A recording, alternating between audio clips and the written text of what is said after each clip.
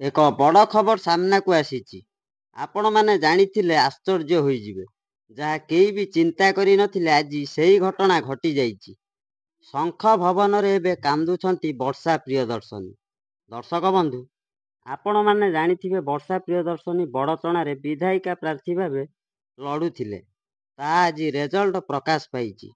ବର୍ଷାଙ୍କ ଏଗନେଷ୍ଟରେ ଯିଏ ଠିଆ ହୋଇଥିଲେ ସେ ବାଜି ମାରି ନେଇଛନ୍ତି। ଅର୍ଥାତ୍ ଏଠି ବିଜେପି ବହୁ ଭୋଟରେ ଜିତିଛି। ହେଲେ ବଡ଼ଚଣାରେ ବର୍ଷା ପ୍ରିୟଦର୍ଶିନୀ ହାରି ଯାଇଛନ୍ତି। ବର୍ଷାଙ୍କର ସ୍ୱପ୍ନ ସ୍ୱପ୍ନରେ ରହିଗଲା। ଅନୁଭବ ମହାନ୍ତି ବଡ଼ଚଣାରେ ପ୍ରଚାର କରି ଅମର ନାୟକଙ୍କୁ ବହୁ ଭୋଟରେ ଜିତାଇଛନ୍ତି। ବର୍ଷା ପ୍ରିୟଦର୍ଶିନୀ ଏବେ ଦୁଃଖରେ ରହି ଭୋ ଭୋ ହୋଇ କାନ୍ଦୁଛନ୍ତି।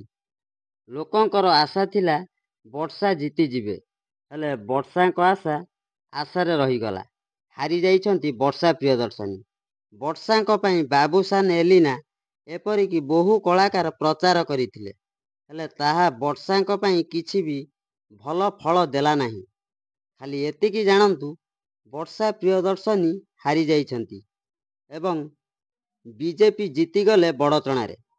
ବିଜେପି ପ୍ରାର୍ଥୀ ଥିଲେ ଅମର ନାୟକ ଏବଂ ଅନୁଭବ ମହାନ୍ତି ପ୍ରଚାର କରି ବଡ଼ଚଣାରେ ଅମର ନାୟକଙ୍କୁ ବହୁ ଭୋଟରେ ଜିତାଇଛନ୍ତି।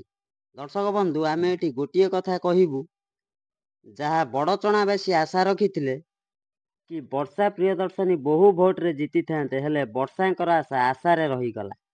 ଦର୍ଶକ ବନ୍ଧୁ, ଭିଡ଼ିଓ ଆଜି ପାଇଁ ଏତିକି।